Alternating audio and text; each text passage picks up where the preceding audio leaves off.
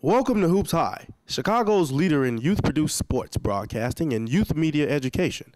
Hoops High is produced by high school students learning the skills of professional broadcasting.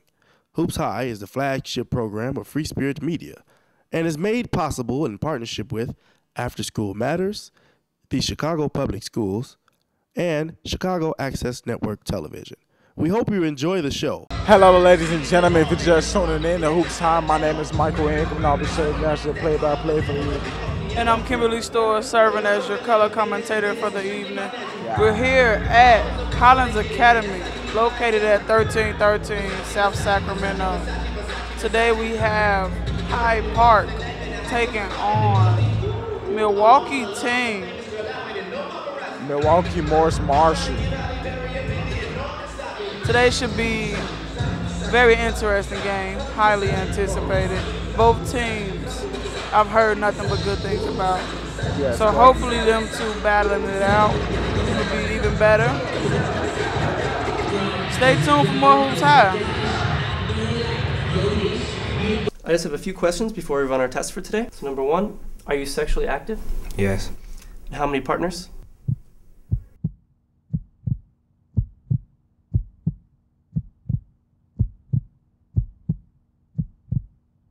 Mr. Collins, how many sexual partners? Just one.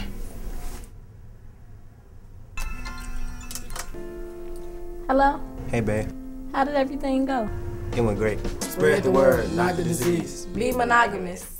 You're rocking with Amari Stoudemire, and you're watching Hoops High. Watch it or watch nothing. Both teams taking the court with almost the same uniform on. Only difference really is the red lining around the Eagles.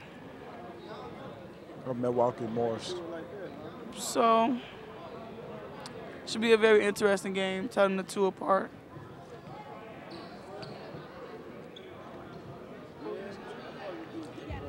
Seems that we have a little bit of a delay here. We're going to toss to a quick PSA. For the first-time listeners and people that just tuning in, you are watching Hoops High. Remember, you can watch Hoops High every Saturday at 8 p.m. on CAN TV, Channel 19. All the hottest high school sport action around. Let's go, y'all. Hey, I'm happy to be here. Wait, what are you doing? What you doing? All right, don't worry about it. I'm finna get here because I'm out here lonely and stuff. What? Y'all see what he just put up on? Did y'all see this? Oh my God. Oh my God. Look, I can't believe her. Can't believe she did that. She is just nasty. Ain't that something right there? Hey, girl, get away from us. Don't believe everything online. Don't be a follower. Stop cyberbullying. What up, y'all? This is Common, and you're watching Hoops High. Jump ball. Ball is underway after like a 30-minute delay. Number 23. Number 2 with the ball. Number 5. Kicks number 20. Costly pass. Number 5 for 3. Bang. Oh, no.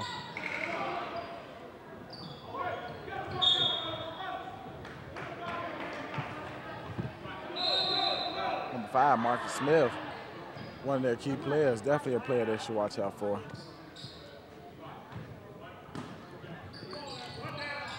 Number 23 with it. Kicks to number 2.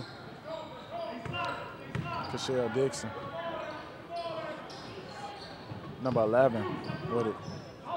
Kicks number 23. Number 23 to the basket, up and in, off the glass.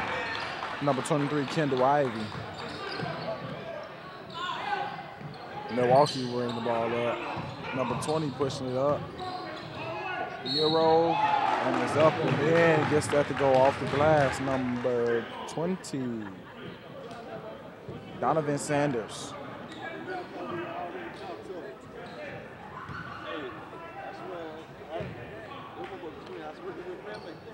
Number 2 getting ready to shoot his first free throw and only free throw.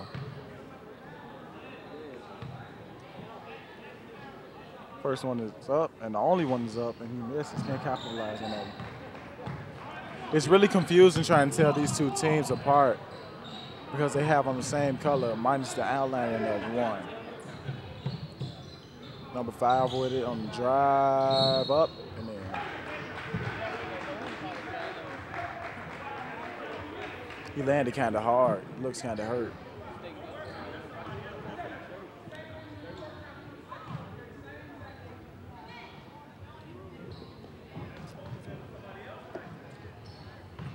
Number 5, Marcus.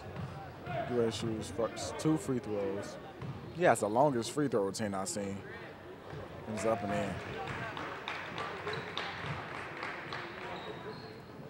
Watch this. 1, 2, 3, 4, 5, 6, 7, 8. Up.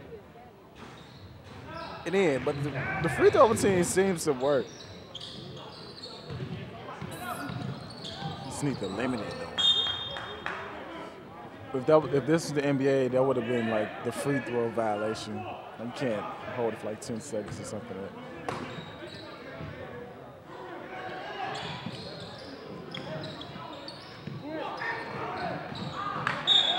Ball will go Hyde Park's way.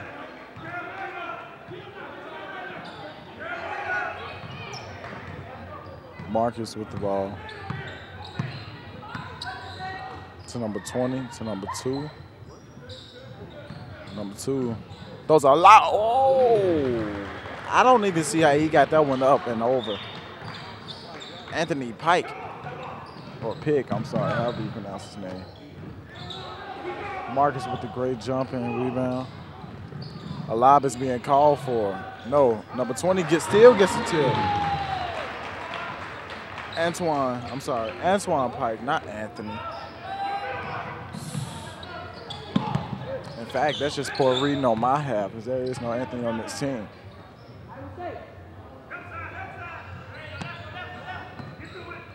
Pick, number 10 with it. Picks number 20 for 3. Bang! Trim his team deficit down to 3. Oh, great crossover by number 2 to Marcus. Marcus for 3. He's not wasting no time pulling it. Marcus Smith for 3. It was 2. It was a 2? I'm sorry. The foul. The Dreadheads, I guess, got a brotherhood going on. Number 2 and 5 been going crazy. Beginning. I'm sorry. You know about us being Dreadheads, you know. Me, you, number 2. I don't know. Number 2, Shell Dixon. Number 5, Marcus Smith. You know about all us having dreads. We got to stick together, you know. There's not too many of us left. All right.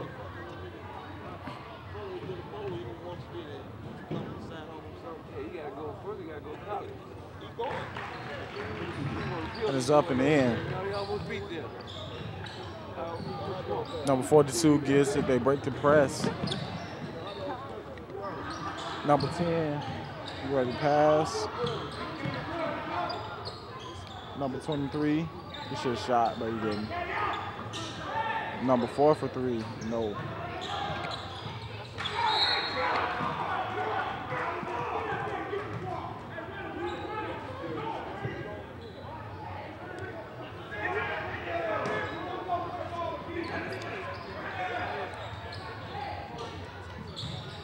Number 23 with it.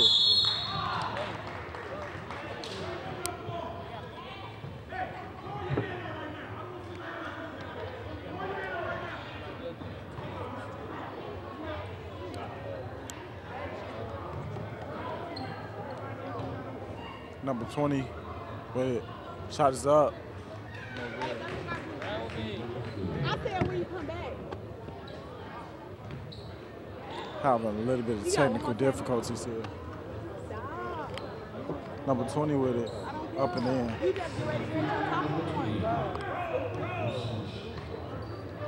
Number 2 just walking it up, using this time. Number 5 with it. Great spin move by Marcus to number 2 for 3. No good by Kashell Dixon. Kicks to Marcus. Marcus for 3. No good. Number 10. On the drive. No good. I saw a lot of steps being taken. Oh, great outlet pass from number 2. Now we're going to toss to our silent reporter, Jeanette Tate, for a quick game recap. Guys, Jeanette Tate here, and we are here for the Hyde Park versus Milwaukee game. So far, the score is 12-7. The game is moving kind of slow, but I'm pretty sure it'll pick back up as the game goes on. But if you want to know more, you have to stay tuned for more Hoops High. And we're back with more Hoops High. Number 5, Marcus Smith is at the line.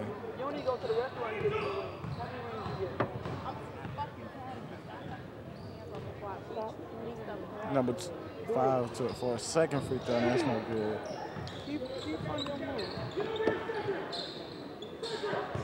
Number 5 with it. Throws it over. Number 20 for 3. No good. Number 2 with it. It's a lot. Oh! He almost. He almost got that one.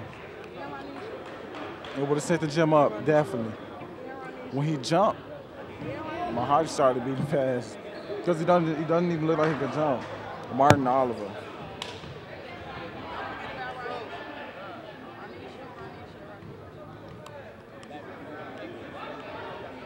Number 20 will go to the line for 2. That's no good.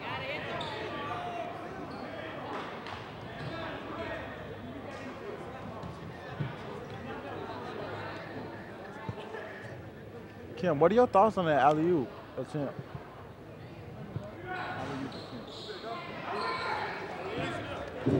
I think the game is going good. And to answer your question,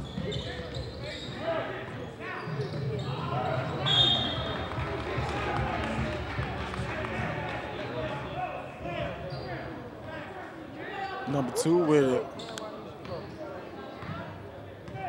Walking it up, taking his time. Oh, quick crossover. Number 11. Misses. Number 42. Oh, he almost carried.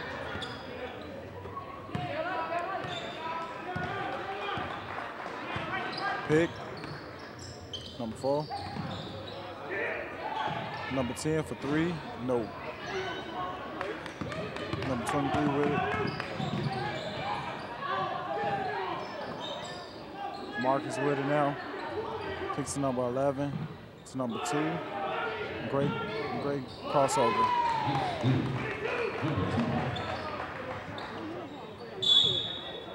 And the timeout taken. Right about now, we're going to toss to a quick PSA. Stay tuned, because you're watching Hoops High. Man, this test hard. Let me see your test. Hey. What? You got $1? Thank you. Hey, can I get some of your chips? Man, you beg too much, yeah. Dang, you could have saved me some more. But hey, let me see the ball. Hey, man, on the real, though, you got to stop begging so much. Come on, man. I mean, you got to be independent and not codependent. You know what? You right. It's Derrick Rose from the Chicago Bulls, and you're watching Hoops High.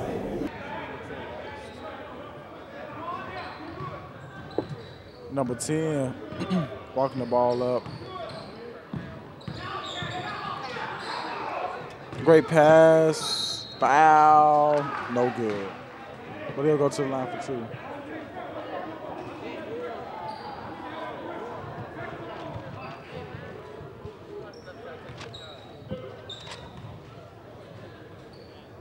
Number 42, Tremel Wright.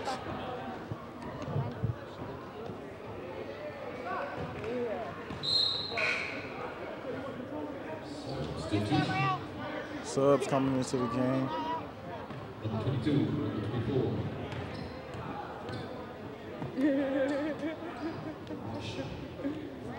Number 42 shot is up. That's no good. Marcus with the ball.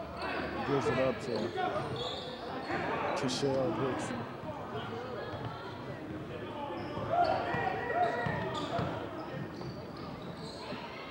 Number 20 with it. Uses his fitness move, kicks it back out to Keshell. Great crossover. Number 20 gets the easiest 2 points of his life. Hoops High is produced by high school students who are learning the skills of professional broadcasting. All the camera work, announcing, directing, and engineering is done by students.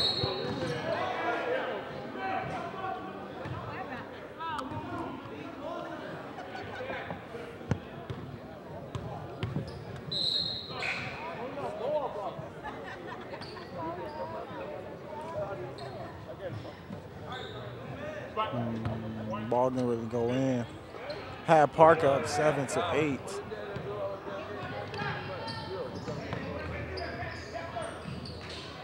Shot is up by number 22. That's no good. Rebound by number 42. And he gets that bucket up and in. Tramiel Wright, one of the 5 starters. Marcus walking it up. Taking his time, letting the game come to him. Back, I'm bringing it back. I've been here all day. I know I'm wrong. Number 23, just wasting time. Holding time. I like the way Hyde Park manages their clock. Milking the clock. It's already up.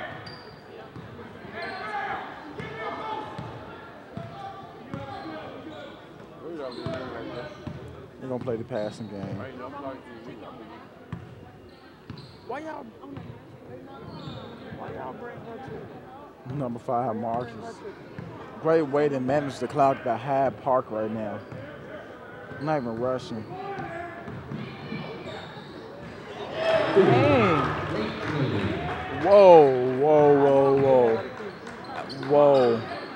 Whoa. I didn't even see that one coming.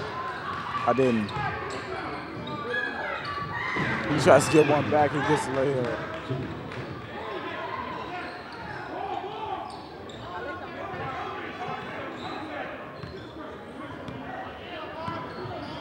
They're just walking it up.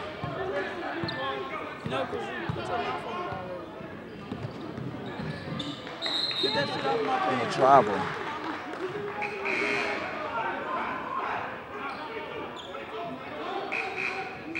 With 4.2 seconds left. Will they get a shot up? Is the question.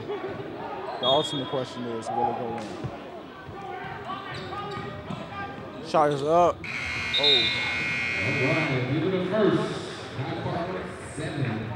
And that's the end of the first quarter.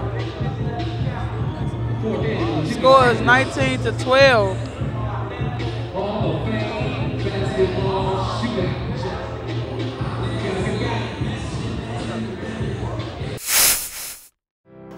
I am an artist.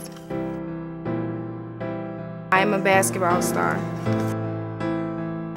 I am a teacher. I am a millionaire. But no matter who I am still uniquely me.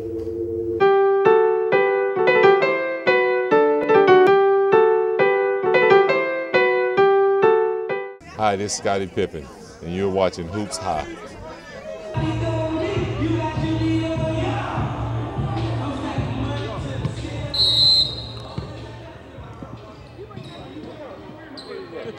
Great crossover by number 24. Fake out. Oh! He had all ball.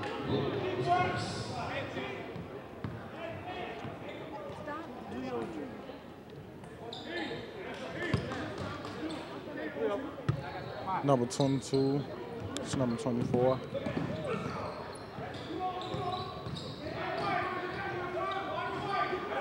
Floater is no good. Outlet. Pass it to the wrong team. Great no-look pass. And it's a block.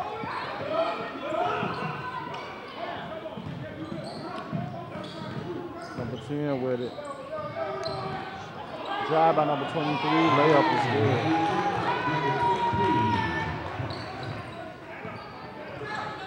Great steal by Marcus. Careless play by Milwaukee. Hyde Park capitalizes. Number 23 gets another bucket. Kendall Ivey.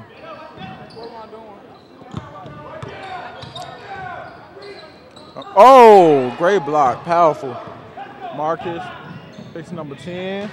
Number 10 to Rod Bell. I think that's how you pronounce it. Or I'm not even going to spend time on trying to pronounce it. Mr. Bell gets a layup. Unselfish play by number 5. Marcus Smith giving the ball up. He could have had him a dunk or something. That's fun to get. Hyde Park is doing a good job of locking up the Eagles.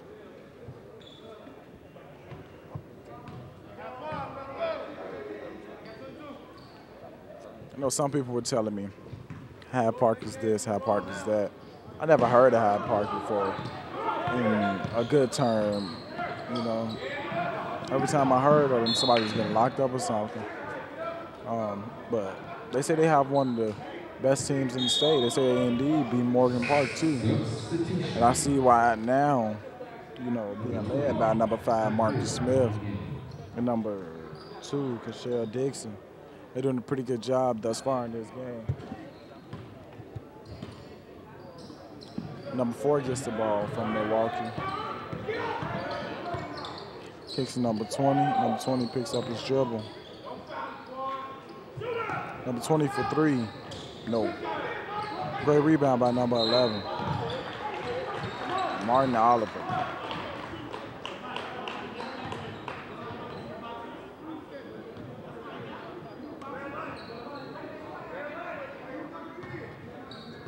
Marcus with the ball. He's walking it up, speeds it up, kicks to number 20. It's number 11 now. It's number 23. 23 for 3. Bang! He's making it look easy. Kendall Ivey for 3. Hoops High is a flagship program of Free Spirit Media and is run in partnership with After School Matters, the Chicago Public Schools, and Can TV. This is a team effort all around, and we are grateful for our partners who make this possible. Number 10 to inbound the ball. Number Score 4 is currently 28-12.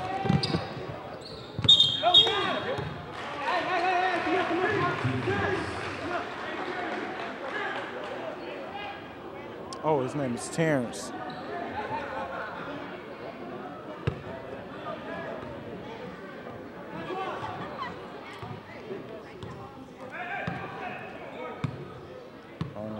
Number 5 walking it up now. Pick a shot, roll, number 23, no good, but number 20 is there to clean it up.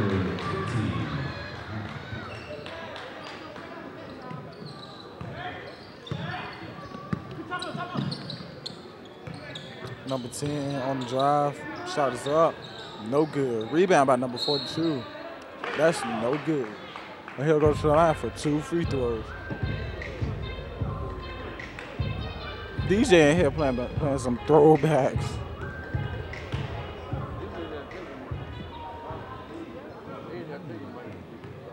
Number 42 will go to the line for 2 free throws. Jamel Wright. He's up and no good. He must make free throws now, regardless of what the score is. He must make free throws. 42 shots is up and in. Hyde Park taking the commanding lead of 30-13.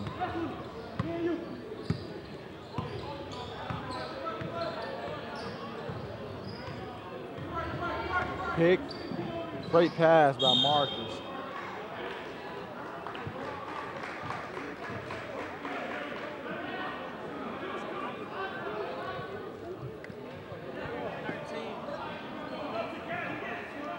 Hyde Park getting ready to take the ball out after the foul. A lob. Oh! And almost lob. He just came in off the inbound and threw it up. Big fella number 20. Antoine Pike. Won't play no games. Period.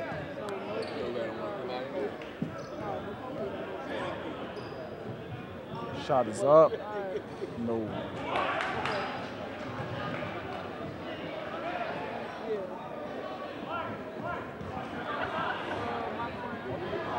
Number 20 getting ready to shoot his second free throw. Up. Good.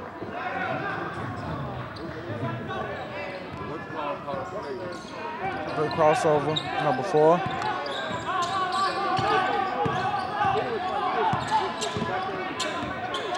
Crossover by number 10. Number 10 for 3. No. Hyde Park with the ball. Hyde Park racing it up. Number 5 to number 11 for 3. No.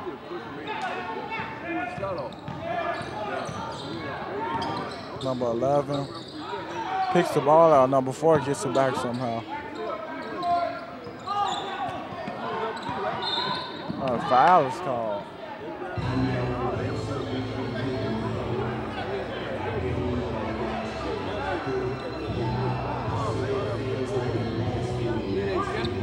Bench getting ready to come in for the Eagles.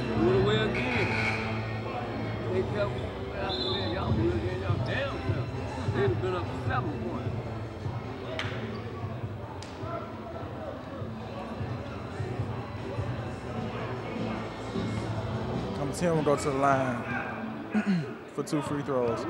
Considering both teams are now in the bonus. And that free throw is out.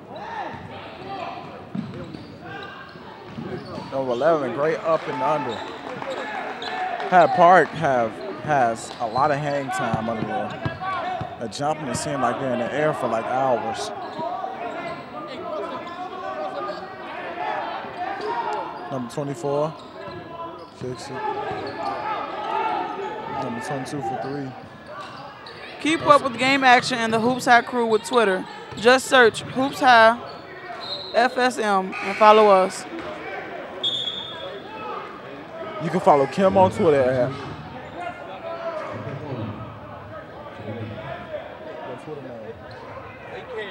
No, Kim doesn't have a Twitter. I don't have one either, but you can follow. Yeah, Hoops High is enough for me. You can see me all the time. Number 5 with it.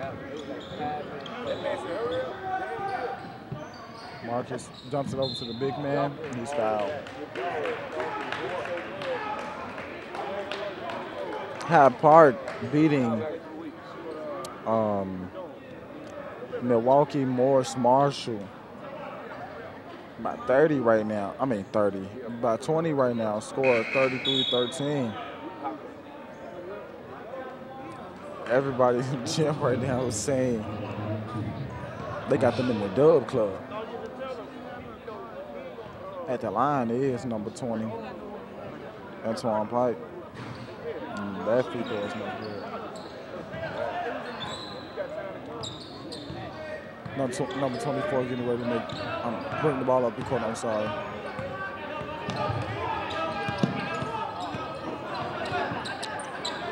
Number 22 on the drive. Speed settings, offensive foul.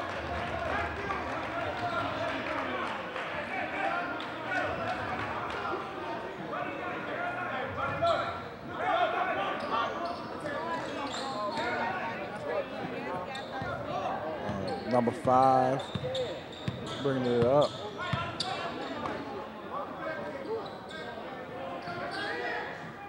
Number 2 on the drive, picks number 23. Number 23 is a good three-point shooter. Crossover. Number 2 with a great head fake. Kicks to number 11. Number 11 gets that one to go off the glass.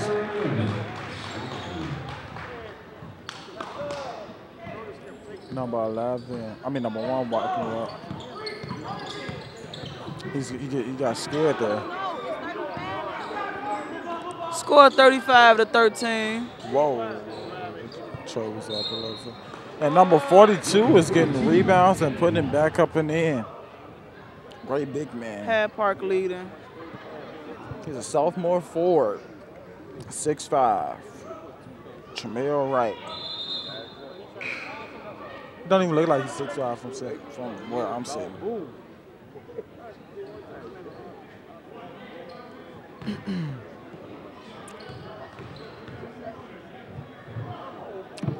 First free throw and only free throw is up.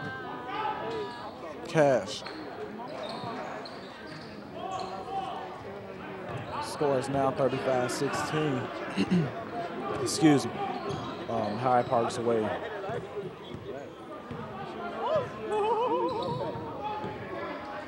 Mark is getting ready to cross over.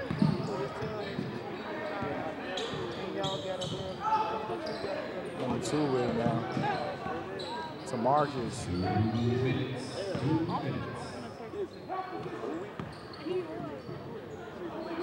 Marcus for 3. Bang. He can score willingly whenever he gets ready. And then he gets his team involved. It's a great play all around. I like the way he plays. Definitely will be something in life if he considers picking up basketball in the future. Crossover by number 24 for 3. That's no good. Rebound by number 11. Number 11 gets that one up and in. And 1. Go to the line for a free throw. I love the way Hyde Park is playing right now. They're playing great team ball. No selfish ball. This is probably the best basketball I've seen out of any of the teams right here in this tournament.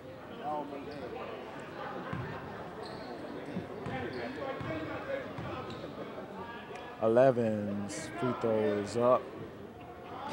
No. Number 10 with the rebound. Marcus brings it out. Kicks number 23. Great no-look pass. When they send the ball up, everybody swarms to it. It's foul, he'll go to the line for another free throw. Number 22, 3. First free throws up and in.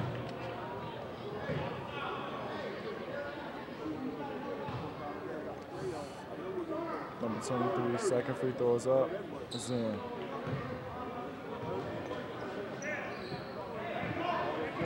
Number 1 with the ball. Walking it up, taking the sign. Calling for a pick. Goes around the pick. Kicks to number 24.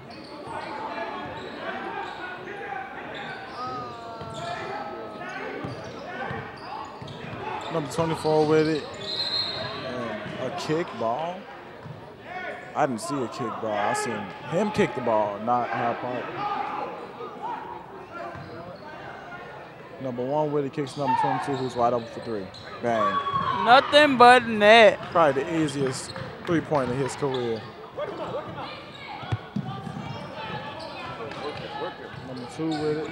You the working boy, you better know what work means. You can't even work. Number 10 with it. On the drive, layup, no good. Rebound by number 23. He'll go to the line for 2.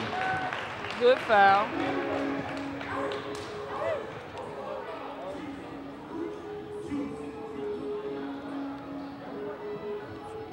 Number 23 goes to the line for 2 free throws. Number 23, Kendall Ivey.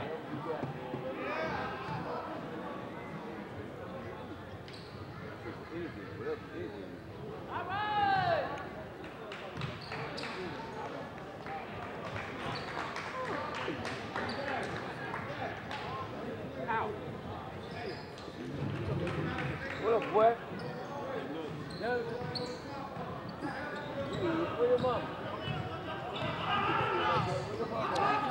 Number 1 with the ball now. He's stuck. He's quickly swung. Great defense by number 10. Number 2 picks up. Number 24 calls for it, brings it up.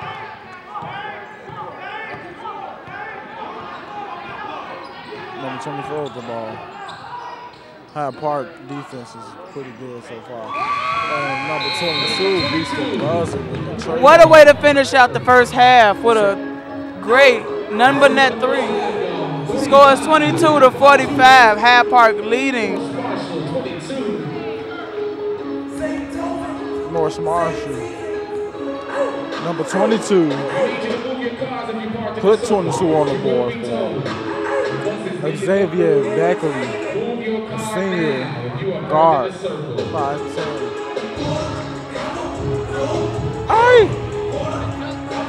And with that being said, I'm going to toss to my sideline reporter, Jeanette Tate. Hi guys, Jeanette Tate here with Coach Samuels. He's here coaching Hyde Park. So Coach, how do you think your team is doing so far? Well, we opened it up on the defensive end. We're playing good team ball. We just got to limit the extra shots. They're getting offensive rebounds that they shouldn't be getting, and we let them have this last 3 right before the half because we didn't communicate on D. But other than that, we're playing a good team ball. So do you feel as though something you guys need to work on for next half? And we're going to just work on playing Hyde Park basketball, which is playing a tough defense, playing hard all the time, and continue to play good teamwork. Well, thank you so much, Coach, and I wish you luck in this game. We're going to switch it to a PCA. Hey, I'm happy to be here. Wait, what are you doing? What you doing? All right, don't worry about it. I'm finna get here because I'm out here lonely and stuff. What? Y'all see what he just put up on? Did y'all see this? Oh my god. Oh my god. Look. I can't believe her. Can't believe she did that. She is just nasty. Ain't that her right there? Hey, girl, get away from us. Don't believe everything online. Don't be a follower. Stop cyberbullying. Hello, my name is Kevin Durant. You're watching Hoops Hyde.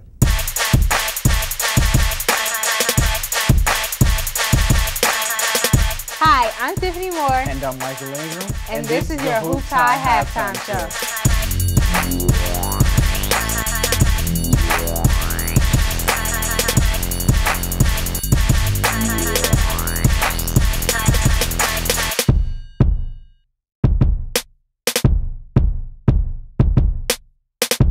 Watch it or watch nothing.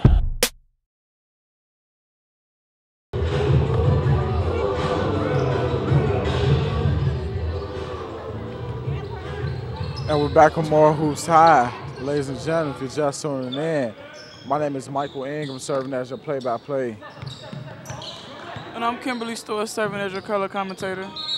We're here at Collins Academy, located at 1313 South Sacramento, where we have Hyde Park taking on a Milwaukee team. Milwaukee Morse-Marshall.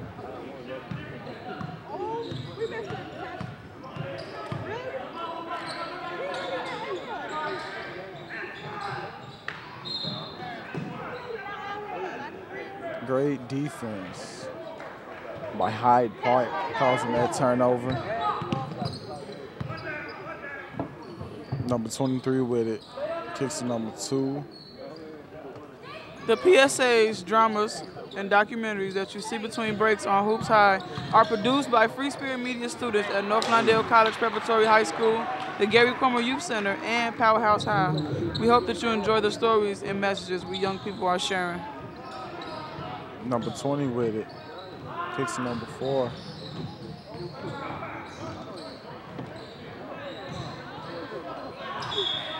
And an out of bounds attempt save. Didn't really work out too much.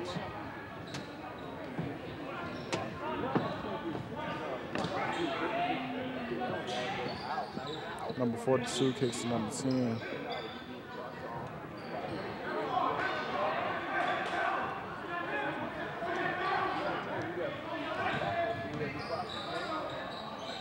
Number 10 for 3.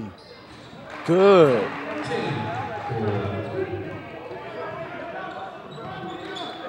Number 5 bringing it up. Kicks to number 2. Long 3. Bang! He's let that one go and walk down court. He already knew it was going in.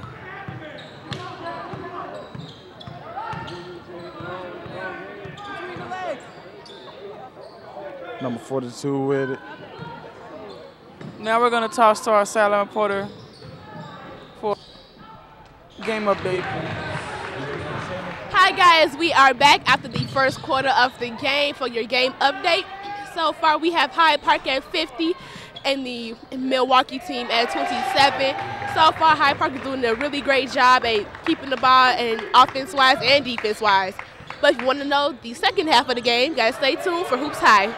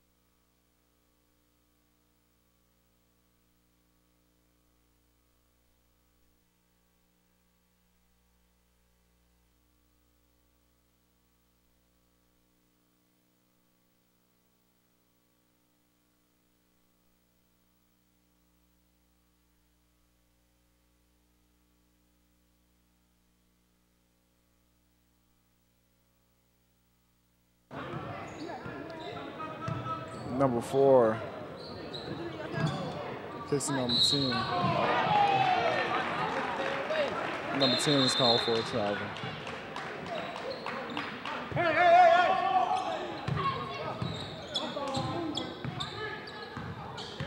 Great pass. Oh! That's 2 back-to-back dunks. Number 20, Antoine Pike, and number 11. Hyde Park, and that's timeout. The last 2 minutes has been very, just amped. Saw 2 dunks. First the trash talking, a few cursing words. Everybody just, doing their thing. First dunk came by number 11, picked the ball out, and he dunked it. Second one came by off a great pass from number 5, Marcus Smith, to number 20, Antoine Pike, for the 2-hand jam. What would you rate the first dunk? A 10. About the second? A 10. Every dunk to me is a 10, regardless. I don't care how it goes down, just as long as it go in. First dunk was probably a 10. Second one was like 8.732914. Any dunk to me is a 10. I love dunks.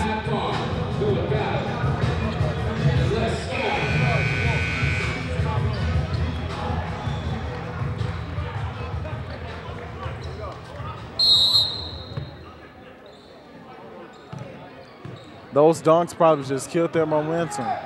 Let's see if they can respond. Floater? No. Whoa. Number 23 tried to get him a dunk too. Lob is being called. No. Number 11 on the drive, and he's blocked.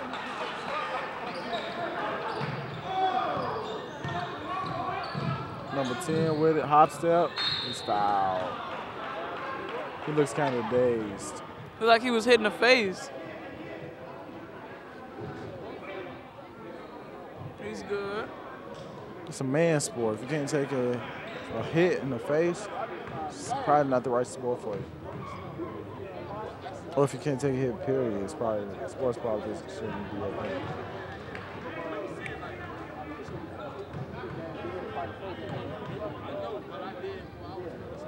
Number 10 with it, up, and both free throws go.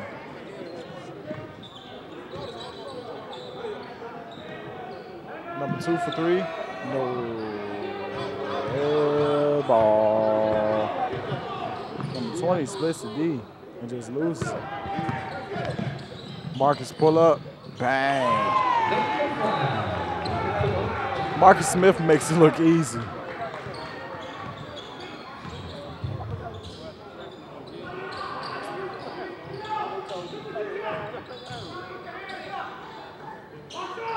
Number 10 for 3, good. Bringing the score 58-33.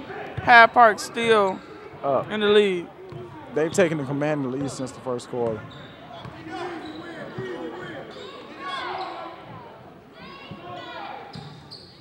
Great. Oh! I seen another dunk coming.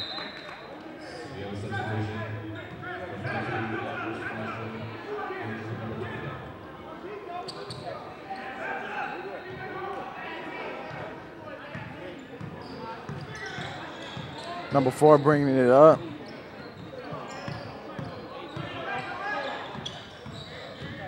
Number 4 drive, just open up, just open. So number 11, he gets 2.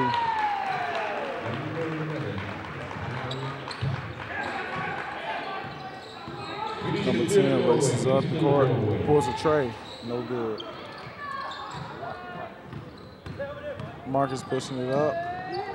Kicks to number 2. Number 2 gets that one to go off the glass. Number 4 with it.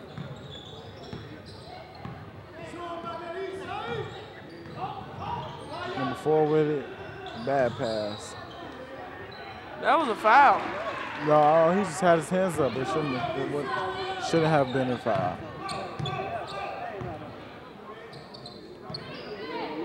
Number 23 just holds it.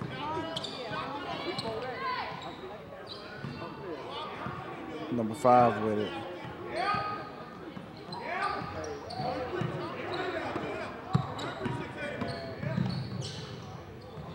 Number 11 with it. He loses a hand on it.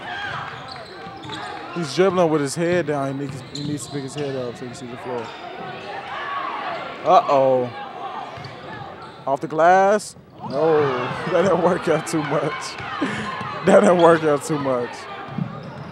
He should just gave it up. And number 2 slows the ball down. The sub about to get ready and come to the game.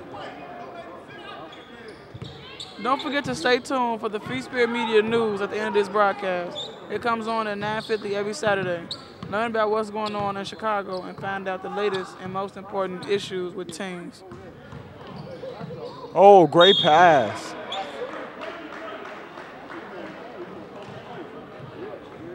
And Marcus was hit hard. It's kind of dazed.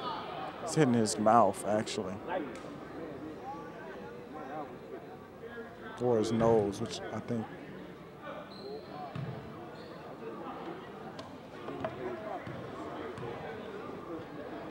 Free throw is up. Bang. And Marcus gets a well-earned breather.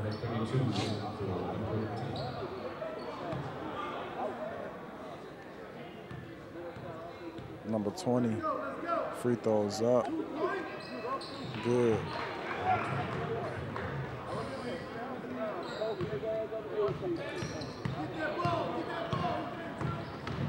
Informed drive, floater off the glass. Score is 64-37. Hyde Park up. 1.5 left in the third quarter. Number 23 to number 11. Whoa. Number 10, mid-range, good. Hyde Park up 66-37. Number 22 for 3. Bang! That's his third 3 this game.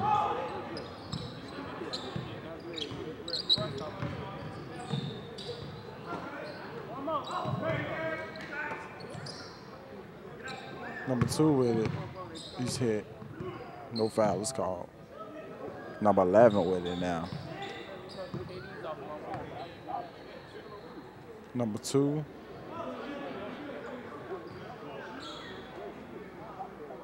He's holding. 26 seconds left on the clock in the third quarter. Let's see what's going to happen. He's just draining the clock. That's a great way. It's running a great it way down. Looks like Hyde Park's going to have his last possession. He makes his move. Oh, wow. If he would have dunk dunked, I think I would have stopped commentating, like, probably forever. I don't know what it is, but it's like every time he gets the ball and he has a clear lane to the basket, he goes up. Like, my heart stops beating for like 10 seconds. Well, 2. Because you may never know what's going to happen. True.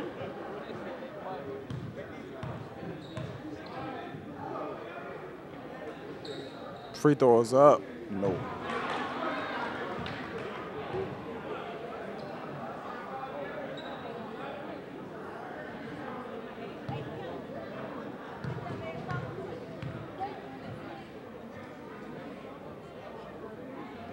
Free throws up and in and good.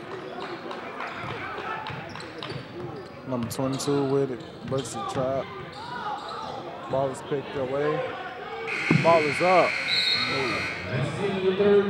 Cameraman. We almost lost a cameraman now. Tashawn, he's a trooper. That's the end of the third quarter.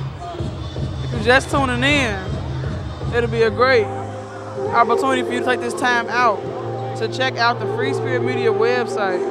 Just go to www.freespiritmedia.org to learn about what Free Spirit Media is and to check out our YouTube channel. Feel free to search Free Spirit Media to view that channel. Oh my God, these books are so heavy. Could you hold that for me? Thank you. Shorty just grabbed the book. Shorty, you a goofy. Who does that? Don't nobody carry nobody. Shorty want to carry the book bag. Don't do that.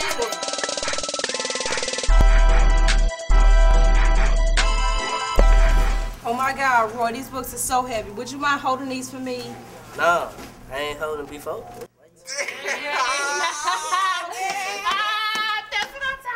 It's Lawar Day and you're watching Hoops High.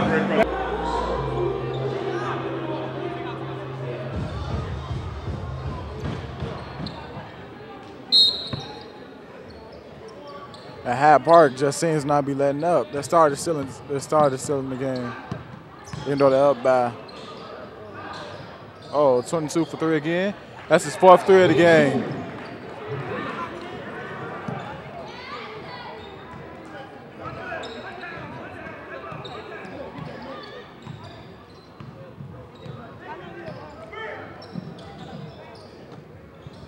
Number 10 goes around the pick. Kicks to number 2. To Marcus. Marcus down low to the big fella. To Marcus. Marcus for 3. No.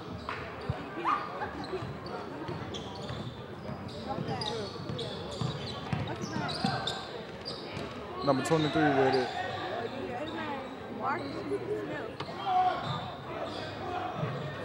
Layup, no good.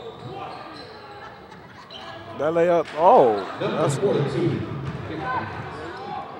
Great pass by number 2. Oh, great block. Marcus gets it. He thought it was sweet. He thought I was going to get this. Marcus has a double-double right now. Just reaching the mark of 10 assists. Well,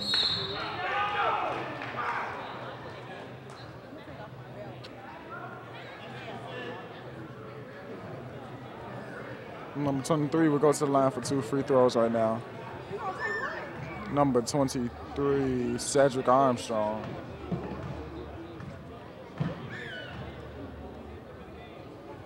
First one is up. Oh, he airball. You can't come back from stuff like that. Yeah. I got a 4-point play, but you airball the free throw. I got me a dunk, but you airball the free throw. That's going to haunt you for the rest of your life. He got to make this. And that free throw goes in, but he airballed the first free throw. Yeah. That's what happens when you try to nothing but net. Number 5, Marcus makes his move.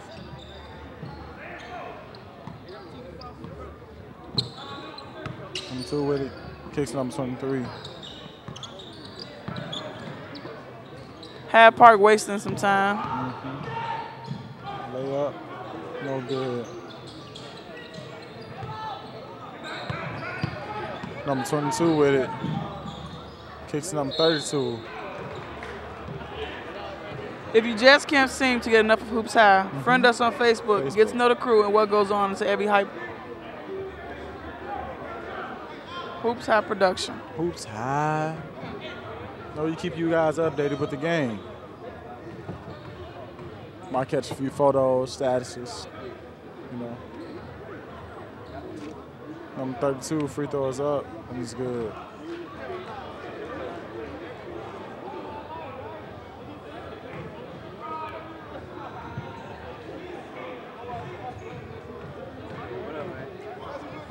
Number 32's second free throw is up. It's good. Subs coming to the game.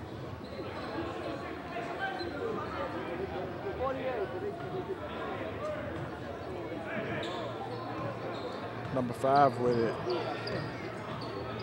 Walking it up. And they're just gonna hold time. They're gonna kill time. It's gonna take forever. Number 23 with it, kicks to number 2. Number 2 kicks to Marcus. Marcus holds it. Makes his move, goes to the basket, kicks to number 20. Oh, number 20 gets another dunk. Wow. That's number 22nd dunk of the night. Yes. 42. Number 32 tries to get him one. That didn't work out so much. That one is no good. Oh, is this one? Nah. Don't work out too good.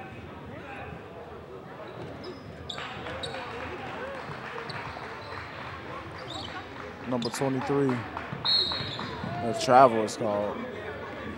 Number 22, Xavier Beckley, who just had 4 threes, 4 or 5 from 3. Guess the coach subbed him out, or he walked out the game one of them. He got subbed out the game. The coach didn't put him back in, so he walked out. Crossover by number 42. He drives, and that's blocked. Great no-look pass. It's number 10. Too much dribbling, too much fancy dribbling. Number 42 gets the layup up and in. Smart move for them not to foul. Dang. Oh, great spin. Oh. You can't look that good when you coming down the court and not get the bucket.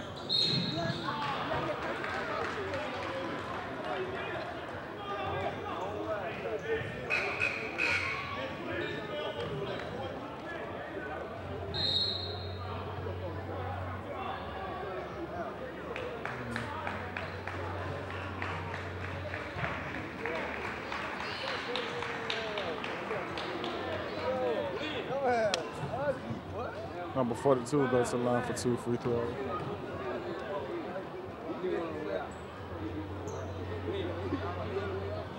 First shot is up and off the mark. Good.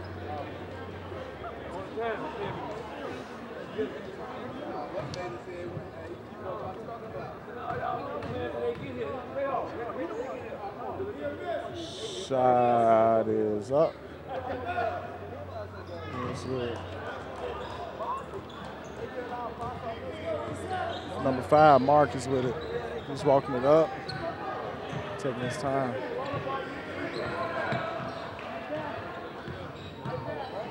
Crossover, he loses it. Kicks to number 2. Everybody makes mistakes. And we also know that we are not always perfect, but we are working hard and learning. So we thank you for your support and all your encouragement.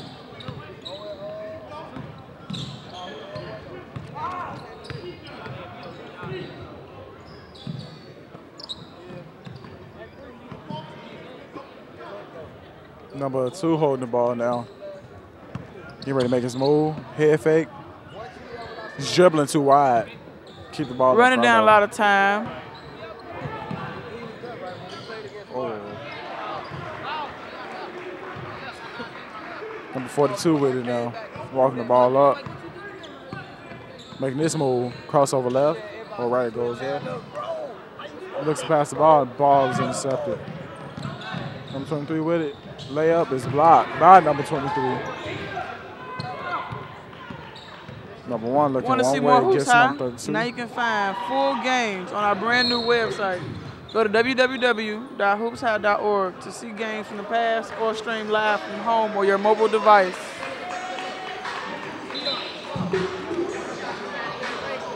And the Hyde Park's bench gets some tick now.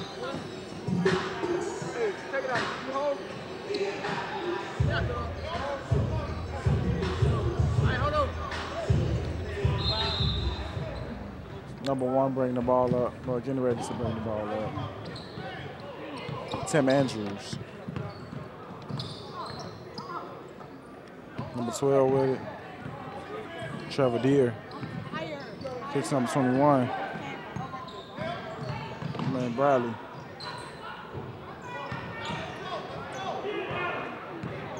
Get ready on defense. Great. Oh, he picked the ball out. You're going to do it right there. Oh, man.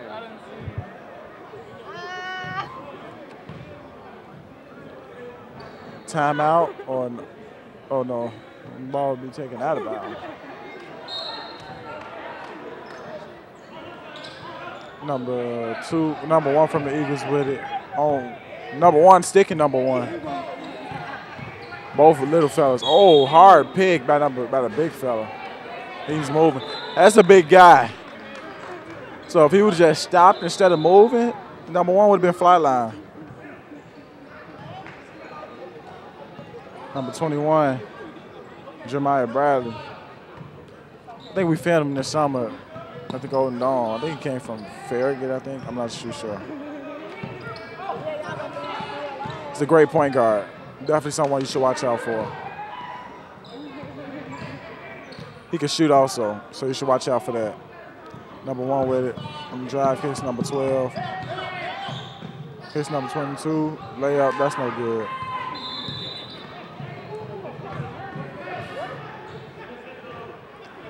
What happened? We're not sure. Something is going on. Whistle was blown. Clock still running. Oh, just stopped. Score is 74 to 53. Hyde Park leading up by 31. Whole game. Oh, 21, 30, I'm sorry. I can't count. 21. I can't count. I can't. That's my mistake. It's a brain fart. Number 20 with it. Number 20 with the Euro. That didn't work out too much. Here's number 1.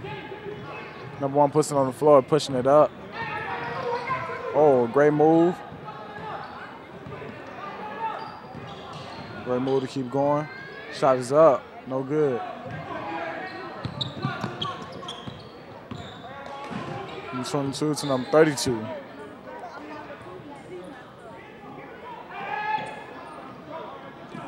Great pass fake. Then great way to get to the point guard. Less than a minute. 50 seconds to be exact. Oh, great crossovers. He's too fast to be stopping. Shit. Whoa. Number 32 say I don't get in the game that much, so I'm going to pull it whenever I get a chance. Number 1 with it now. Great spin move by the little fella. Oh, little fella tries to dime. That didn't work out too much. Tray ball. No good. Outlet pass. Number 12. That didn't work out too much. Very hard by number 32.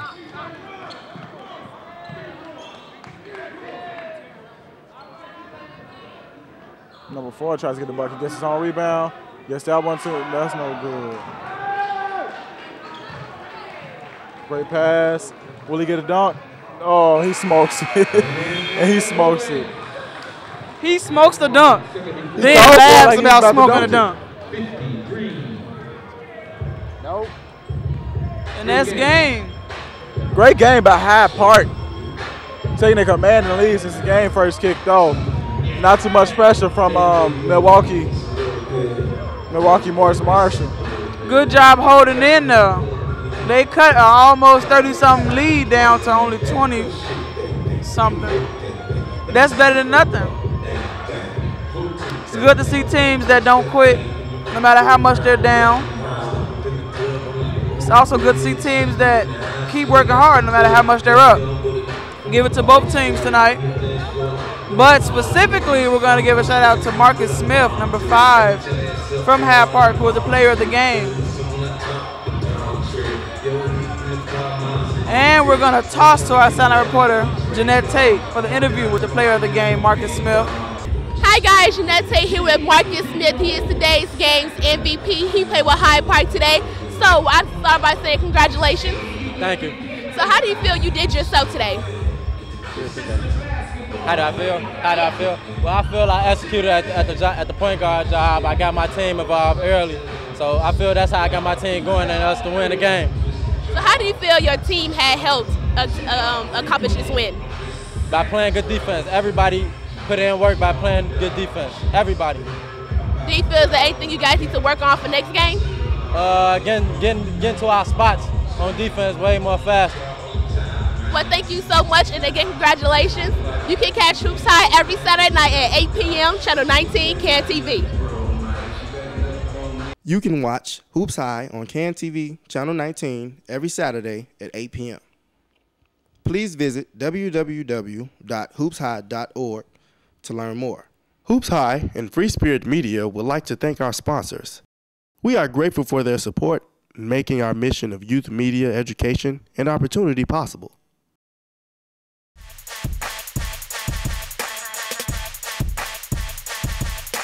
Hoops High is family, communication. Enjoy it. Hoops High is astounding, creativity, commitment. Hoops High is exciting, meaningful. Hoops High is technology, spirit, a community.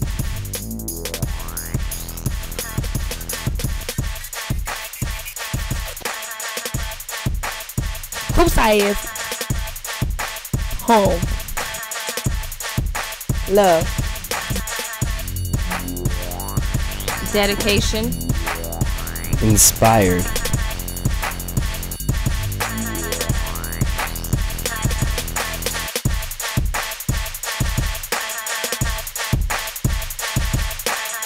Hoops High.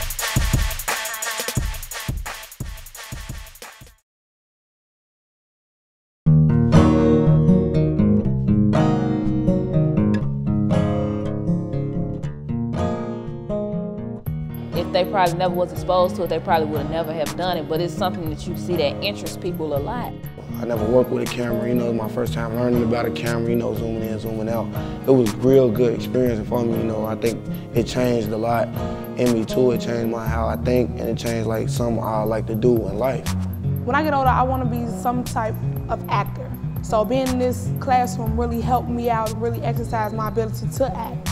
We shooting it and we shoot it off like what we done been through, and like people get to see it and they watching it and they liking it. Like young kids in the community can do stuff that's like worth some type of value.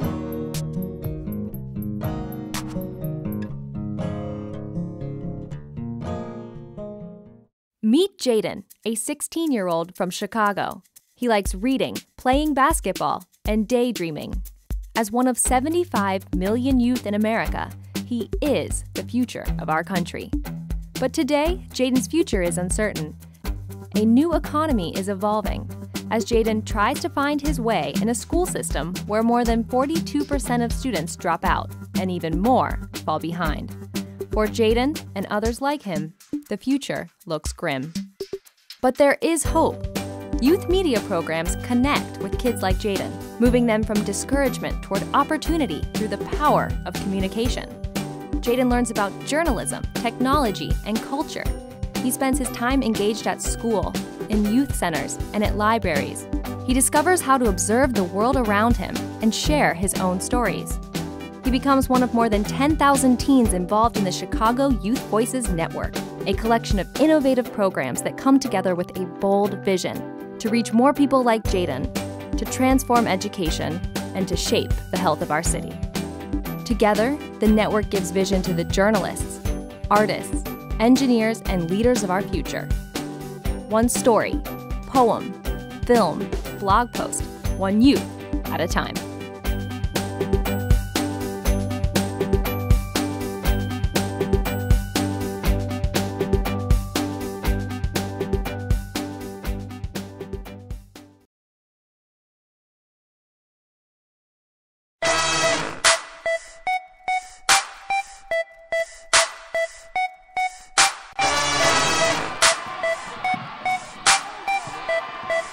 Michael Ingram. And Uncle Vontae Sneed. Aaron here at West House for the first annual Hoops High Free Throw Classic. Check us out every Saturday at 8 p.m. on Channel 19 CAN-TV.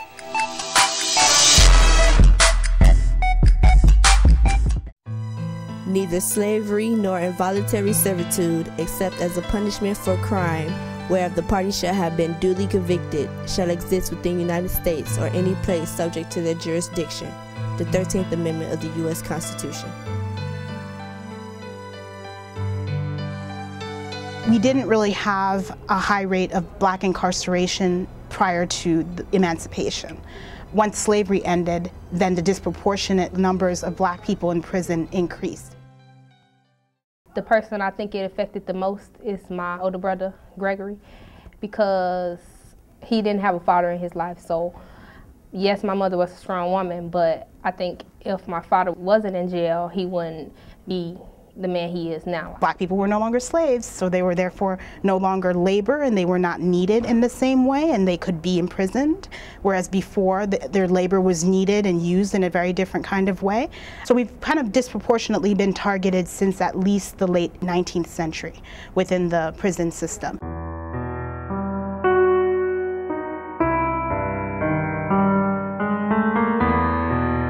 The penal system is an extension of old Jim Crow laws. The language of the 13th Amendment, I think, is really important, right? So when we talk about slavery, except for involuntary servitude as a form of punishment, right? So these types of spaces around who becomes the target of criminality, right? So who becomes the criminal just by happenstance, not because of any action, but literally because historically this narrative has painted these particular group of people, black people in this case, as criminals. Jail is nothing but modern day slavery, which you can get a slight synopsis of it. Like, yeah, it is.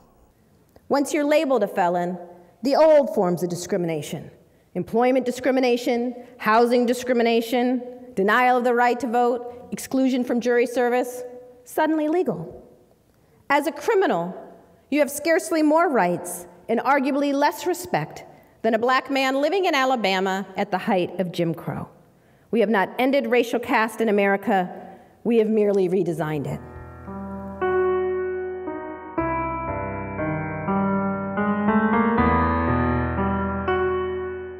The building of prisons has been looked upon as an economic engine. So small towns are being fed this idea of, well, if you all need jobs, just let us drop this prison here. Prison has become big industry in terms of its relationship to the U.S. economy. Because you work for pennies a day, and you shacked up, you locked up in the shed, if you want to call it that. Right, so if you're paying somebody 20 cents an hour, that's essentially free in terms of production costs, in terms of the profit margin you get based on what you sell. But I feel it's like, I don't like it. Definitely won't be going back. If we look at private prisons, so now they're actually exporting labor or contracting with big firms to actually produce their products. So this now becomes essentially a new slave economy.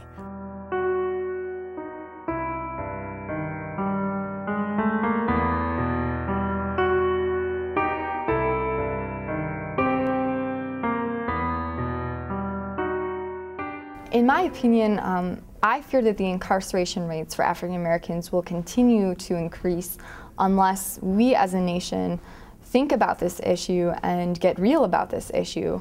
The statistics show that what led to this increase in the incarceration of African Americans in the past has been this war on drugs.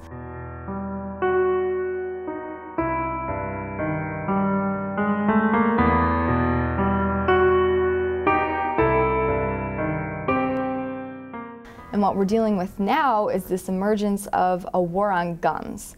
Now the reality is the way that's going to play out, and the way I've seen it play out, is that people being picked up for possessing a gun because they have a prior felony conviction are African Americans. And that's going to lead to more incarcerations unless we think about the impact of these laws before we start making them.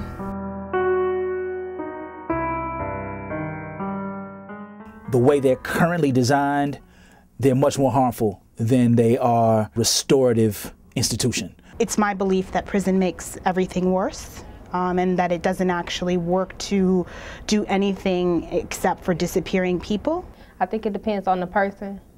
And yeah, I think it punishes the person for the crime that they have committed, but I also think it sets them up to commit other crimes. I think in their current state, they are used solely to house populations for extended periods of time without any transition into society. And actually, they're not living up to the goal of rehabilitation like we'd hope that they would.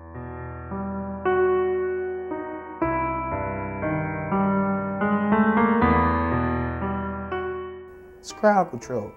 If one race is doing too much, yeah, we're gonna lock them up for anything. Or if you're cynical, they probably work to harm and oppress groups that you don't really want to deal with.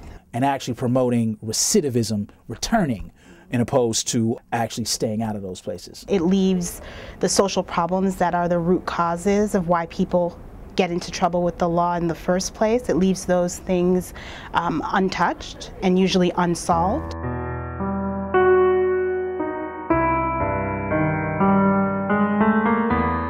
In terms of my feelings about high incarceration rates, I think it's really important to understand that as a legacy of history. Michelle Alexander just wrote this book, The New Jim Crow, and something that she puts out, and I actually heard from a professor about 13 years ago now, and she makes this point that there are currently more people incarcerated, more black people incarcerated, than were listed as slaves in 1850.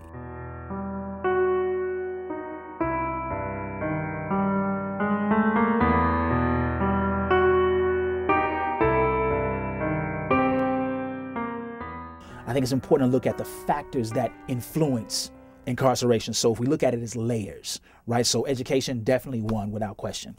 Poverty, lack of access to resources, definitely one without question. Segregation in cities in terms of neighborhood segregation. And instead of arming people with education and drug rehabilitation and things that might prepare them for their future, in fact, basically prison becomes a form of incapacitation in which people don't live their lives, they don't have any opportunity to gain life skills, and it ends up being very detrimental for them.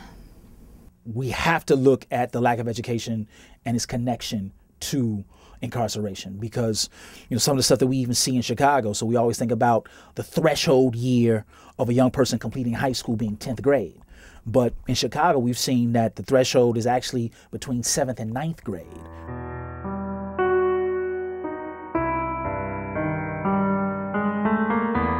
Now, when we look at reentry programs, if someone joins one of those programs and they actually are successful in finding a job, if they have that job for just 30 days, their recidivism rate drops down to 20%. And if they're able to keep that job for a year, it drops down to 16%. The concept and idea of reentry is a problematic one. And the reason I say that is because for most people who end up behind bars, they were never integrated into society in the first place. So the question is, reentering into what? Reentering into communities that are incredibly poor re-entering into communities that don't have any resources, going back into places which you came out of, which were terrible for you in the first place. Re-entering what is the question. You got to go through certain steps and processes in order to get your life back, because once you go to jail, your life is gone. They took your life from you. Like, you definitely ain't finna do nothing to like outbeat what they done said you did. The fact that in Illinois, according to Department of Correction statistics, in 2011, over 50% of the prison population was African American, with only 29% of the prison population being white. My brother Gregory was incarcerated for drug-related reasons, maybe 7 to 8 times. Class X sentence, which means you've committed 2 prior crimes in Illinois, that's a mandatory 6 to 30 years. They took like at least about 11 or 12 years out of my life, but the last bit was like almost 3 years.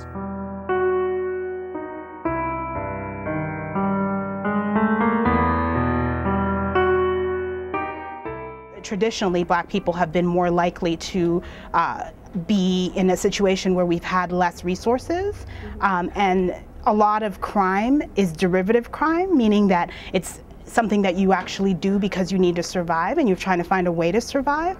And so Black people tend to be more criminalized. I think one of the obstacles that is very prevalent is what we call felony disenfranchisement, right? So in Illinois, there are about 52 positions that you can't hold if you have a Class C through X felony. So you can't be a baker, can't be a barber, can't be a carpenter, can't be an electrician. We are incarcerating an entire generation of African Americans, and their potential to go out and impact the world in a positive way is really being lost.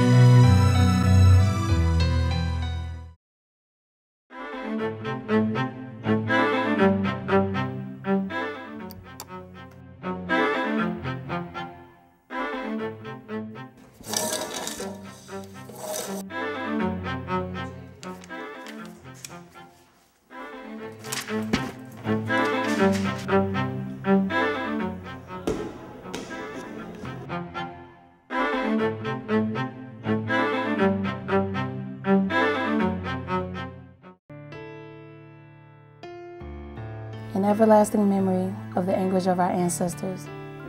May those who die rest in peace. May those who return find their roots, and may humanity never again perpetuate such injustice against humanity. We the living vow to uphold this.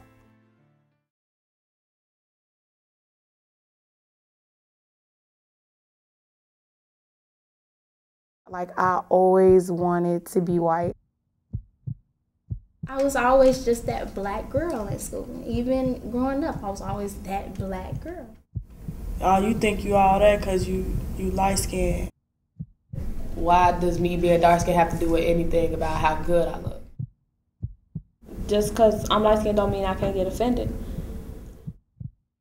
Social identity is usually around a construct. So our society has lots of ideas about what is right and what is wrong.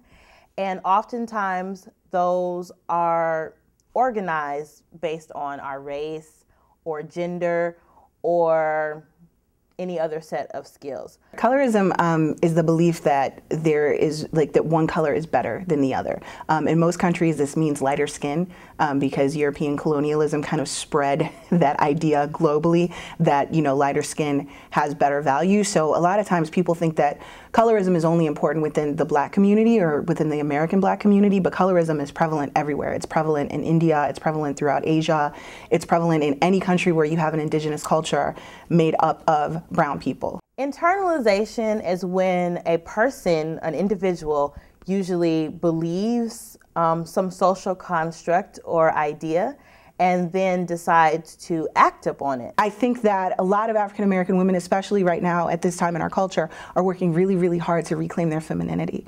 So that's why so many of us wear, you know, long hair and high heels and lots of makeup and all that stuff, because I think we're trying to reclaim something that really was taken from us.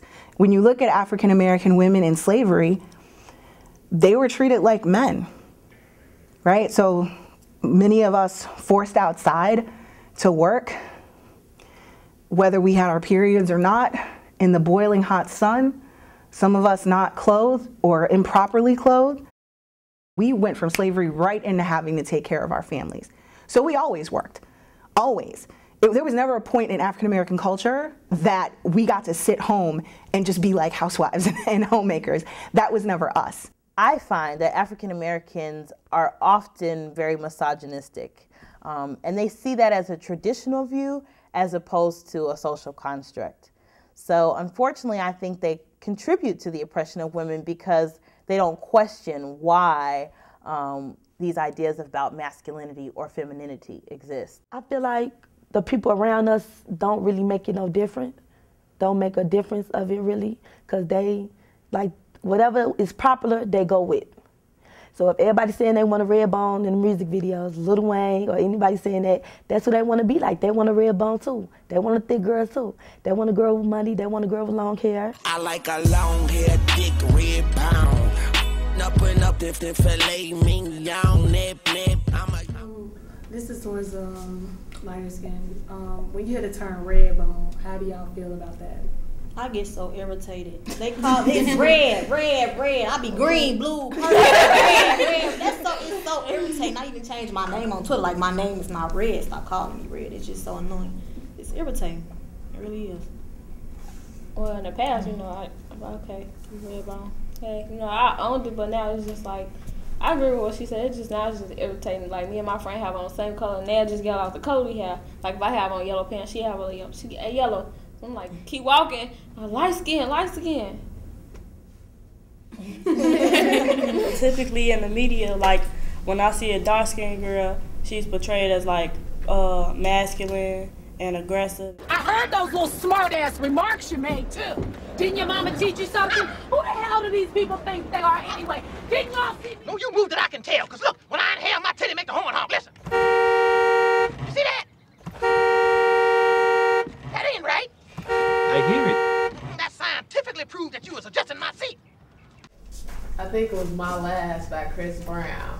And they, it was like he'll switch in between. It was this one girl sitting in the chair, light skin, she had the real long curly hair, had her makeup done right and everything. He's sitting there singing to her. And then like when he'll say like something negative, like basically what he don't look for in a female, it'll fade into like this dark skinned girl who makeup all messed up with rough hair and she was chunky.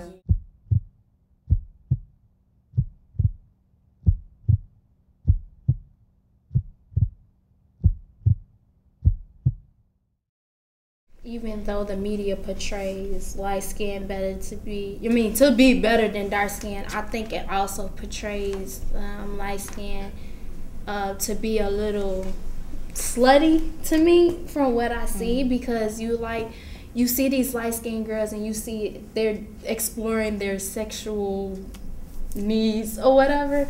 So I think it's like more than just, oh, you light skin, you better. I think it's more, it's like you light skin, you give good head, or you have better sex.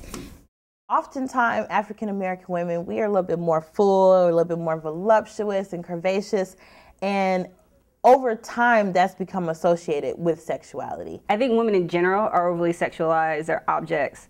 You know, even within, if we have female rappers or MCs or artists, they have to objectify themselves. That's okay, baby, go ahead, do your thing, right on the way. Sex always sells. And, you know, with men, it's to attain sex, and for women, it's to be that object of desire. Society just looks down upon women in general. It's not even, it's deeper than skin, in my opinion. Women itself, we are looked down upon. We are degraded when you watch music videos, which is the main thing, women are over-sexualized for everything. African American women, we are very, you know, curvy, and we have a lot of assets, and it's exposed.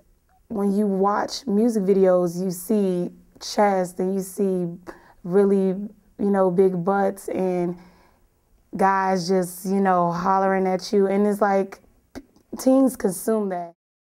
I think that as a group, it's sort of hard to fight against such a pervasive opinion that just kind of gets told to you over and over and over again, and it gets told to you in a number of different ways and reinforced in a number of different ways. So I think that many of us try hard to resist those stereotypes. I have never had a problem with my skin color, even though a lot of girls my color do. I mean, just like a girl of any other color, I could get a man, I can get a job, I can do anything they do, maybe even better. So what's the problem?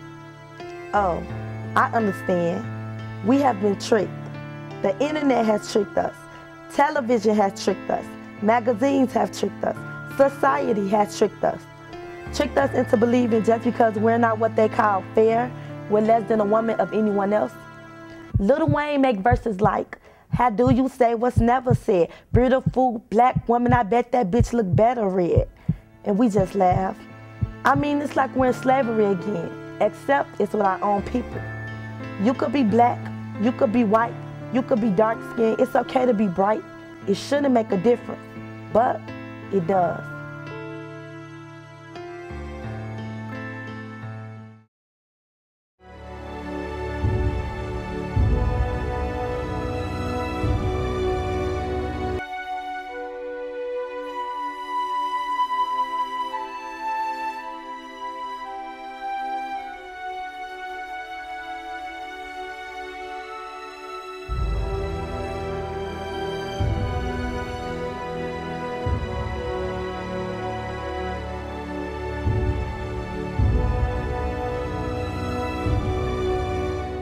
Listen to your conscience. Don't let anyone pressure you into doing something that you don't want to do. Because when it's gone, you won't get it back. What's up? Boy, get back. Yeah, man. You still on games, man. What you mean? What you mean what I mean? What you mean? I went to the next level, man. No. So, what you mean, no? I'm not ready for that. Tia, do not do it. You smarter than that. He do not love you. Do it, Tia, do it. Feel good, do it, Tia, do it. That's not gonna happen. Why not, man? Cause it's not. I'm gonna find somebody else, man.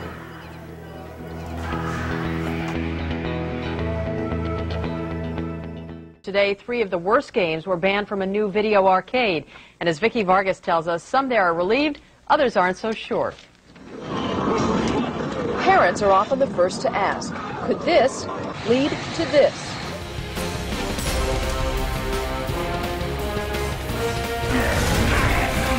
Taller skin is the agreement.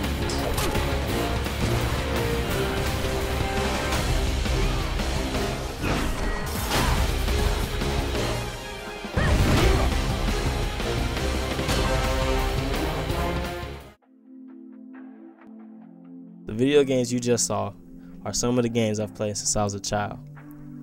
I used to think video games affected children's behavior, including my own. Through the process of making this documentary, I realized it's not as easy as blaming video games.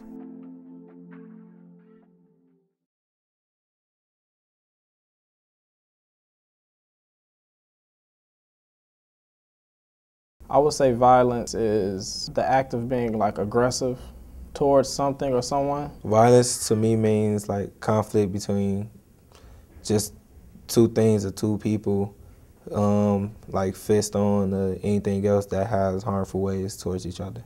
One of the reasons why violence is used in video games is it's a really quick, easy way to demonstrate conflict. Conflict is what makes media interesting. You know, young kids are usually interested in superheroes, cartoons, and things like that, and there are a lot of those in games.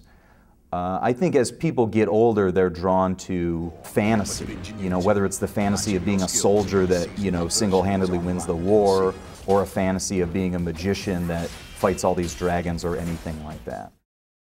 At Stanton's Golfland, manager Ken Beck understands the concern, but he says games like the banned Lethal Enforcer only teach kids how to shoot, a sort of high-tech take on the old Wild West. There are different games that are meant to appeal to different people. Video games are visually interesting. They might have cartoon characters, they might have realistic people. They're usually meant to be splashy. There might be explosions or like driving a car or things that people find exciting. To me, it's enjoyable because it's not real, so it's not like it's actually happening, but you think like cool, like a game, a video game. Video designers, they can make a game or a main character on a game do anything. Video games are designed to do that. They're designed to draw people in. They're designed to be fun. And so people put a lot of energy and thought into what can we grab people with? What event can we show in the game that you say, that's really cool, that's cooler than what I've seen in a movie, or playing as this guy seems really fun, or I'd want to do this, or I'd want to try that. Shut his head off. Children, they like sponges, so whatever they see, they suck in. The part of the brain that will help you as a teenager process all this and do more long-term planning and more sequencing and thinking things through, what we sometimes call executive functioning, rank ordering things and coming up with problem-solving skills. That part of your brain doesn't fully develop until you're in your 20s. It has a big impact on them because they're still learning, and they're at the stage where they learning the most. I can't imagine that a third grader playing Call of Duty wouldn't be unaffected by it because it's such graphic kinds of violence. And I think as an adult you can appreciate what the violence is for, where it fits. I don't think you understand that as a kid. And so the brain's this wonderful organ that's always growing, always responding to the environment. We refer to that as plasticity. The brain's always reacting to what it's exposed to. I mean, you can't necessarily say everybody gonna turn bad from playing video games. And some people, it depends on, it's not just the video games, it depends on your household.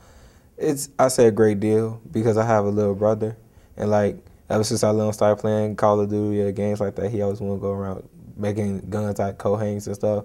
So I had to make him start playing Call of Duty by breaking my own Call of Duty.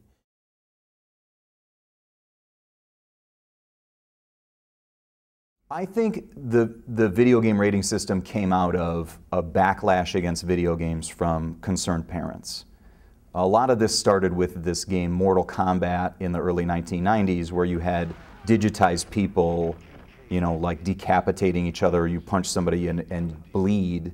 And that wasn't something that had been done in the technology. The technology wasn't good enough to do that. The ratings from the ratings board is an educational tool. Parents need to know what their kids are playing. At least the parents who are paying attention need to know what their kids are playing. And so I think that there were enough people that wrote to their congressman or wrote to whatever politician or wrote to video game companies and complained and said, what you're doing is illegal, what you're doing is hurting our children, that it caused the video game industry to add these ratings. I just think kids will imitate it, but it depends on like parental control. Like if your parent can control the child good enough not to make them want to do this in like real life. So I don't know how effective it is in terms of keeping a child away from games like that, but at least, we have a body of knowledge that parents can trust, established by a group that understands that parents are looking for information and they're trying to provide that. And I think it's good that they have ratings because we have all these different kinds of games now that need this classification. We need to know that this game involves, the use of alcohol or stealing cars or shooting people, whereas this game just involves playing hockey or, running around a fantastic universe and collecting coins. I think that it is both the consumer's responsibility and the designer's responsibility. You don't know what's going on because you're at a young age, but you see enough to, come to a conclusion, or you see enough to go and ask somebody or go try and do this, and you actually find out what it really is. You have to know that any art you create will have some kind of impact, and you have to be willing to be responsible for the impact that you may create. You don't feel the violence the same way you would as an adult. If you see somebody getting shot on TV, you should have a reaction to that because you have this empathy that you get as an adult. You see them as a person, and you understand the person being injured or why that happens. I think I believe video games cause violence because I wanted easy answers to the violence in my community and in the media. Everything got more complicated when I learned about drones. Unmanned aerial vehicles, or UAVs, also called drones, are a controversial component of the Obama administration's efforts to fight terrorism. A drone is basically used by Army people to sit behind a control panel and be able to manage all of the aircraft from behind the screen. My favorite video game would be Call of Duty. It's basically like a shooting game, just you go around. It's like what they do in the military, just in video game form. Using the drones, they try to be better at it. So every time they get something or they get a command to do, they're like, okay, I have to do this command. And then they have to try to be better. I have to be better than the last time. And that's just like a video game, right? You're trying to go to the next level. You're trying to beat that game, but it's not really a game. You're not going to find definitive research on that topic, and so what you get are correlations that the more kids do this, the more they tend to do that. There's a lot of conflicting information. Not a lot of study has been done. There's been a lot of studies done, but it's not conclusive yet. All the research I've ever seen says that there's no connection. There are some studies by certain scientists that say that seeing anything violent causes people to do violent things. But there are also studies that say that what makes people aggressive is competition. It's not a video game, it's the fact that you're competing, whether it's against a computer or another person. And I could also say there's some video games that can help you problem solve and help you explore and be creative and do other things. So I can see some positive skills you might learn from video games. It's about balance. We can show hyper-stylized violence in ways we can do it cheaply, we can do it creatively. And just because we can, should we?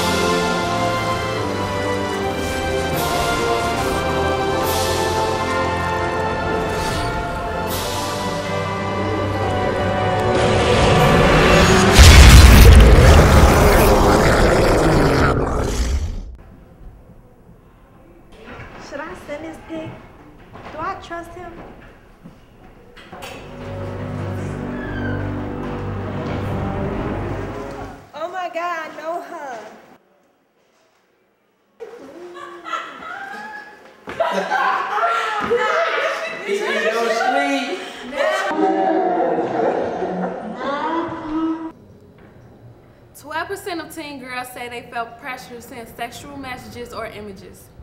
Follow your inner voice.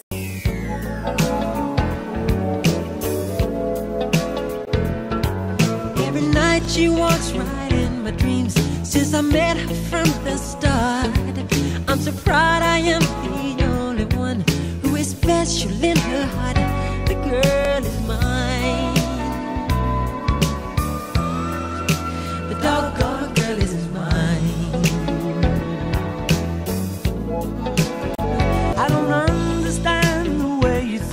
saying that she's yours, not mine.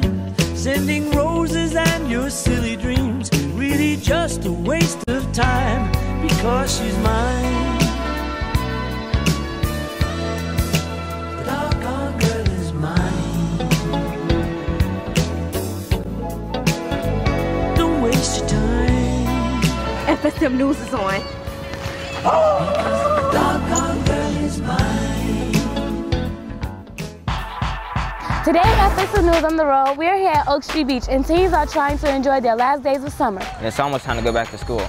Here's some stories that can help you throughout the school year. Don't touch the remote. We will be right back.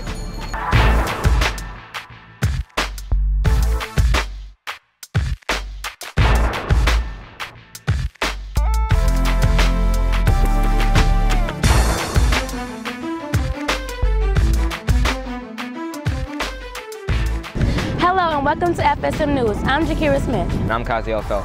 Not many students may have time to make breakfast on a school morning. Or enjoy eating school lunch. So many of them wait until they get home to eat, and this can leave them unfocused during the school day. So, here's Precious Johnson with some tips on how to make your day better. Summer's coming to an end. It's time to ditch the ice cream and get back into the school routine. But how? Because you got to know what you have to eat and what you can't eat. So let's go to Chef Aria for that information. The problem with most kids and teens is that they don't have time to make a nutritious meal, so they either eat junk food or don't eat anything at all. I'm going to show you that it's not impossible to have a hearty breakfast ASAP. So now I'm going to start with something super simple. I'm going to take some toasted whole grain breakfast waffles and just take some hazelnut spread, or most people will know this as Nutella, and just take a good amount and spread it on both waffles. I'm substituting the hazelnut spread for the traditional syrup because it has a lot less fat and sugar. And so now I'm just going to take a small handful of dried cranberries and sprinkle that all over both waffles. And here is my super simple healthy breakfast. Not all teens eat their school lunches, so here's Chef Aria with another treat. I'm going to show you how to make a nice healthy BLT. Everybody loves BLTs. And so we're going to start with the traditional BLT has mayonnaise, but for this we're going to use an avocado spread. I'm going to take some 100% whole grain bread and just spread that all over. And to add some flavor, so it's just not just plain avocado, I'm going to take some Italian seasoning, salt and pepper, and just do a few dashes. To have as a side, I'm going to have some pop chips. You could have a banana, and as a drink, just have like some regular water. And that is it for my super quick and simple healthy meals. These are awesome, and go ahead and try them at home because they're super quick and they're easy. And I hope you use these food tips for your up-and-coming school year. And now I'm going to hand it back to Precious. Thanks, Aria. You learn something new every day. And don't forget to try these new tips. Reporting for FSM News, I'm Precious Johnson. Thanks, Precious. Man, I remember my freshman year. I wish someone was there to help me learn the ropes. Yeah, me too. So you upcoming freshmen out there, pay close attention because here's some advice for you. Going into high school, you want to be aware of the people you surround yourself with and the decisions you make. I feel really excited, but at the same time, like kind of scared, like, you know, as freshmen would be. But yeah, I'm really excited. I'm going to good school. We'll see how things goes, you know. I make sure I do what's like most important first, and then I try and like work out with my friends and stuff. What advice would you give a freshman to excel academically? I would say study a lot and always ask your teachers for questions. As many know, staying on top of your work is very important. My main focus when I was a freshman was to really get straight A's. I got close. I got 2 B's and the rest of them were A's. I could have studied more and procrastinated less. And I think it's easier if you kind of break things down and take the time to do everything separately. Although freshmen should focus on the academics, they should still get involved with after-school activities.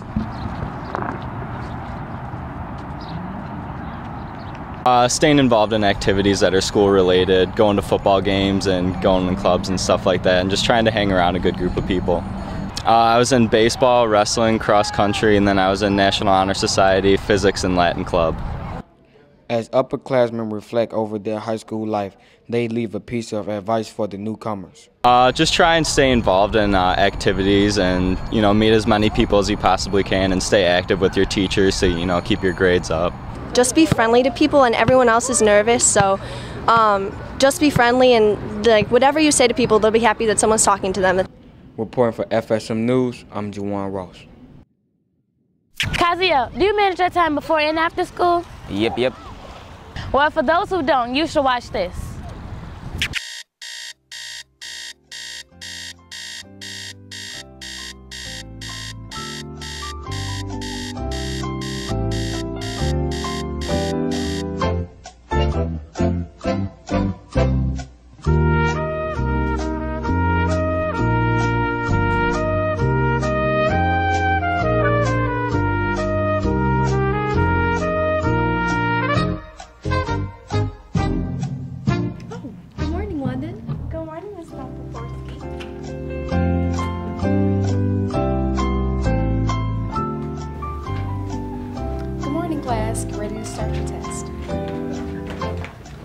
Well, Miss O'Brien, late again. I'll see you at detention at 4:15.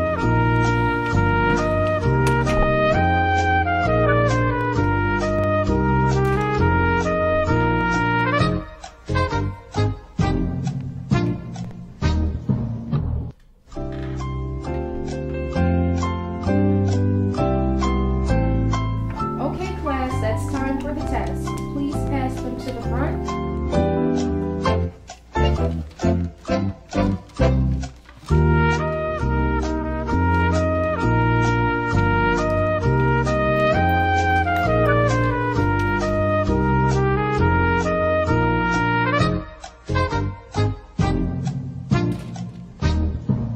Time is a terrible thing to waste. Wow, I can't believe the school year is already here. Shakira, what you do over the summer? Oh, I did a little bit of everything. I went shopping, took a road trip to Memphis, and even had Gus's world famous chicken. Oh, really? That's funny. I went to Memphis too. Really? Yep. Well, here's Lindell Connor with more summer stories. With the summer coming to an end and school right around the corner, I spoke to a few people about their experience during break. This summer, I played with USA Volleyball. It's a pretty big deal, like in the volleyball world. Like you get to try out, and you get to play with basically some of the best people in the country. Just going to the beach a lot and having fun and just chilling out. Although people are disappointed with going back to school early, they still have high expectations. 3.0 grade point average at least, and I also want to make the junior varsity volleyball team. I want to get at least a 30 on my ACT because I have to take that this year, and I want to make US volleyball again. I want to keep my grades up and keep doing well in sports. Students want to have a balance between their studies and extracurricular activities during the year. So I made a lot of new friends doing that, and so it makes school a lot better. Play football and go to the pool a lot. People enjoyed their current summers more than their previous summers. Last summer, I didn't really do anything, and I was kind of, just bored. More age freedom and stuff, and I've just been doing a lot more stuff with my friends and stuff, going to the pool, beach, stuff like that. So there you have it. Hope everyone had a great summer. See you during the upcoming school year. Reporting for FSM News, I'm Lindell Connor. Kaziel, do you have any goals set for the upcoming school year? Well, this year I was really hoping to become a ninja. Are you serious? Nah. Well, for those who are indecisive, here's Martez Crosby with the goals that you might want to consider. Did you know that the best way to be successful in school is to set new goals for the upcoming school year? A way to put a certain where you want to be at the end of the school year and give yourself somewhere to aim for. If you don't really have anything, then you won't do the best that you can. Don't forget to keep your goals, and the best way to succeed starts with a smile. I just keep working for it until I get it. And if I not, I try harder. It's not too hard. You just have to keep doing what you're supposed to be doing and not slack or anything. Just don't slack off, and mainly just try your best and keep up on your grades and homework and just try again. Reporter for FSM News, I'm Martez Crosby. Today on Fashion Corner, we're here at the Magnificent Mile. With school right around the corner, it's time to start thinking about fall fashions. Describe what you have on today. Well, I have on this white and black polka dot shirt. I got this from Forever 21. My pants are from the thrift store, actually, the Goodwill. And I don't remember where I got the sandals from. My bag from Forever 21 also. And my lips, Keisha Kayor. Kind of got the idea from looking online, like news sites, stuff like that. I just have like my Keds because they're comfy, and then high-waisted shorts from Wet Seal, a crop top from Express, and then this button-up shirt from Wet Seal too. Being in a big city like Chicago, people have very different preferences of what they like to wear. What is your go-to outfit for this season? Mostly just leggings and like a longer dress shirt. It's just comfortable and easy to do stuff in. For fall, skinny jeans, comfortable shoes, and then probably a short-sleeved shirt with a cute jacket. Pretty much just like the hoodie sweatshirt kind of deal. My go-to outfit would probably be something like I have on right now, either like a leather jacket or a denim jacket. Usually I just wear like t-shirts underneath. With school and fall nearing, there will be new trends and clothes sold in stores. What trends do you expect to see in stores this upcoming season? Well, I see a lot of the high-low type skirts and everything, so I think those will really be popular for back to school. Definitely crop tops and a lot of chunky jewelry. I think chunky jewelry is coming back for the fall. More of a floral for guys especially, because like floral seems to be coming in. I'm looking forward to those floral Janowskis. This fall, like 3-button suits are going to be huge. A lot of fur stuff, and I think camo should still be pretty big, and like leather detailing. So this fall, expect to see a mixture of all types of clothes, ranging from fun crop tops to furs to keep you warm on chilly days. Reporting from FSM News, I'm Anaja Smith. Well, that's all for today, folks. So we'll see you next time. Until then, you can find more information about us on Facebook. Just search FSM News. Or you can also find us on ABC7 Chicago's website in the community section. And remember to look for us on CAN TV channel 19 and 27. 3, 2, 1, that's a wrap.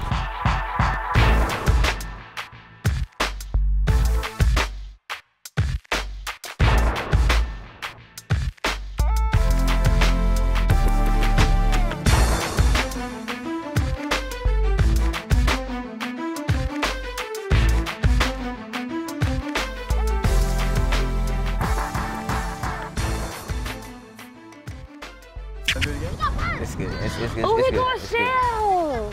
Oh, no, it's not. Ew. It's a tooth. Kaziel, do you have any goals set for the upcoming school year? Not really, just to become a ninja. Really? Are you serious? Nah. I can't hear you, boy. Say nah. Kaziel, do you have any goals set for the upcoming school year? Not really, just to become a ninja.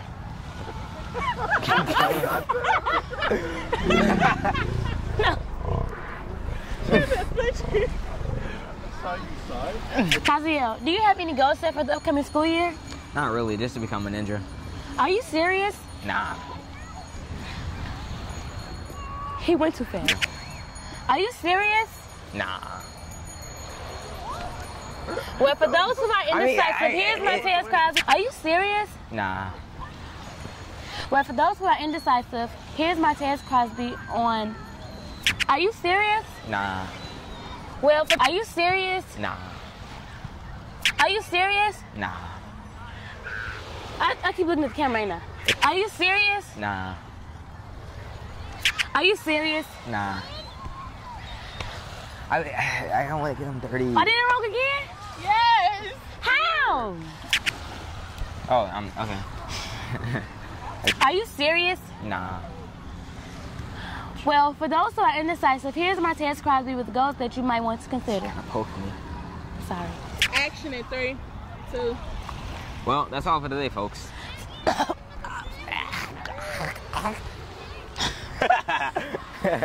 Free Spirit Media cultivates diverse youth voices to transform media and society.